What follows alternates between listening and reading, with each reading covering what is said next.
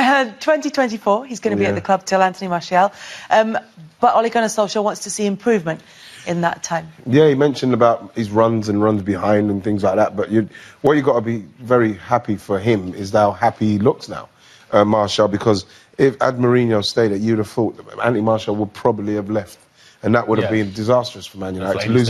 Yeah, Fellaini stayed. But I think that would have been disastrous for Man United, for a player of that talent and that calibre to leave a club like Manchester United for reasons other than football reasons. Because the manager, he didn't get on with the manager. You know, we know that this is his favourite thing, coming in off the left and curling it in normally to the other side. But he's a great finisher, and once you get someone like him scoring and playing well, that's what he does. That's his textbook goal, that one there. Solskjaer wants more scruffy goals from him. Too many nice ones, he thinks. Well, that says to me, Kels, he wants him to get in the box more, in the middle, like hitting those situations, you know, because those goals, you know, just by good movement and just feeling something out and just getting a vibe and feel for something, you've got 6 or 7 goals a season, no problem, especially in a team like that, because they create so many. I mean, he's setting the target to get him 20-plus goals a season. That would be a reasonable expectation, wouldn't it? Yeah, I think, given Martial's talent.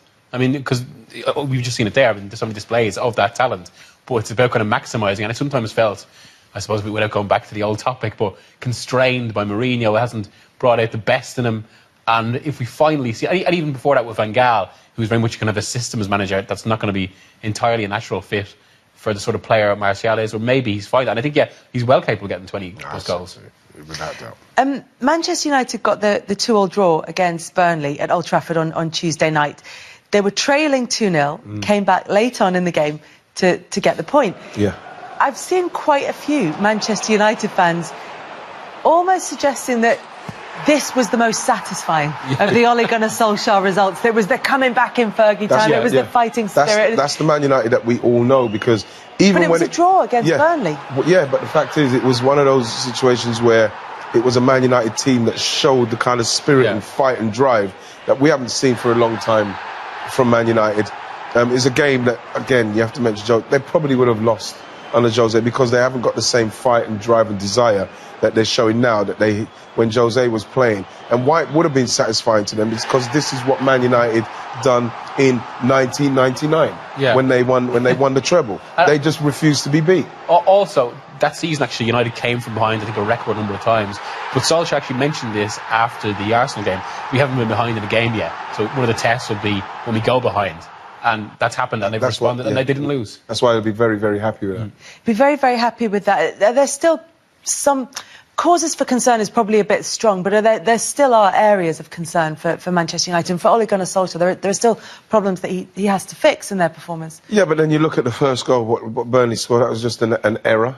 You know, because you have to say that there has been improvement at the back for Manchester United. And see, that goes with the fact that they're doing a lot more attacking, and they've got a lot more of the ball, so we're not seeing too much frailties from the defence. But individual errors is something that can be easily eradicated. But I'm sure that Man United, especially in the summer, and especially if they do get into the top 4, which is their aim, as much as Ole Gunnar Solskjaer is saying that they want to win things, the fact is, if they can get into the top 4 and they start to get some decent defenders in the summer, they're going to start to be a force again. Victor Lindelof has been nominated as one of the players of the month. Yeah, and deservedly so, because he's played very well.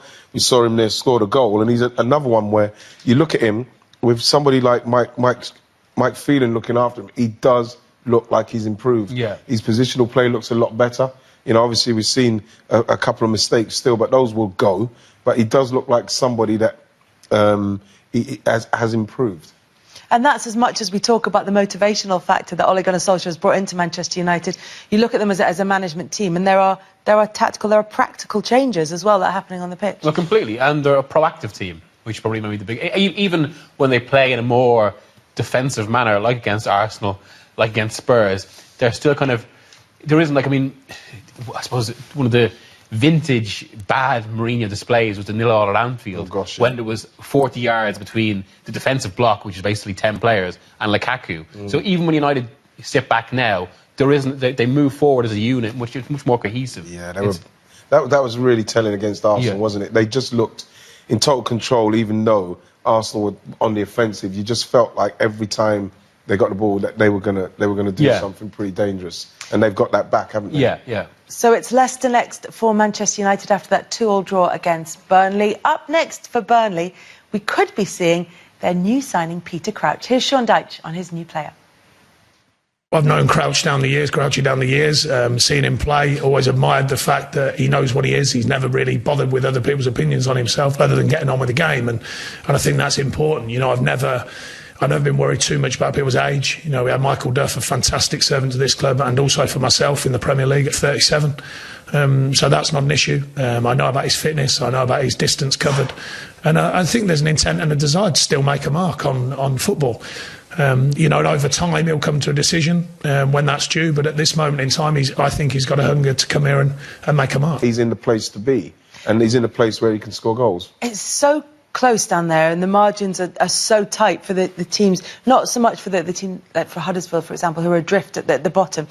But those sort of 17th, 18th, 17th, 16th, 15th, it's so tight that you just feel that those fine margins, like a Peter Crouch, you can bring on to maybe get a goal in the late stages of a game. That could make the difference between Burnley staying up and going down. Yeah, completely. Given how easy it is to get sucked in as well, and suddenly you think 2-3 bad in a row, and you're in danger. I mean, even because you would have thought a few months ago, actually, Burnley were doomed, and even the fact they've kind of gradually eased their way out, and it sums it up. That's a very astute signing, I think. Brilliant signing, great experience, and he will score goals. He will score goals, and will he keep Burnley up? I think so, without a doubt. Without a doubt. Will he score tomorrow? Let's take a look at the predictions. But let's have a look at that one first, actually. Have you got Peter Crouch to score for Burnley? No, you haven't got Peter Crouch to score. No. So you're not even backing your own prediction. Right, let's start at the beginning of the weekend. Newcastle to beat... What? Newcastle to beat Tottenham? Yeah. Go on. Because they beat Man City and its predictions. Because it's not... You know something, it's just... Do you think they could? Do you actually think You know something, I think that coming off of the back of that game, you know, Tottenham are going to be dangerous. They are dangerous at Wembley. They're very good. But it's a game where Newcastle will be going in buoyed. And I think that Rafa's very organised, and he will be organised. And I think that it's something that they maybe could be able to nick something. All right, then let's take a look at the rest of the predictions. You've gone for Brighton to lose 2-0 at home to Watford. They've got a really good home record, though. Yeah, they have. But like what I saw them against Fulham, that was a poor performance. And I know there'll be some form of reaction to that. But I think Watford are really good. They can cause real problems. Southampton to beat Burnley 1-0, as we've discussed. You don't have Peter Crouch. I'm changing. I'm going to change that. I know it's up there. I'm going to go 1-1 now. I'm going to give Peter Crouch. So Burnley get that all important point then. So Chelsea 2-0 win for them against Huddersfield. We talked about that in some detail earlier on. 2-2 draw between Palace and Fulham. Yeah, I think Fulham as well. They'll be buoyed by their result. But I think Palace have got goals in them. Even without Zaha there to create the chances? Yes, I think they've got goals. Everton 2, Wolves 3. Yeah, I can see a lot of goals in that game. And a win to Wolves because... A win for Wolves... Well, to be honest, I just like the way Wolves play. I think that they're constantly attacking. I think that Everton's team are there to be attacked. I don't think Luca Dean's going to be playing.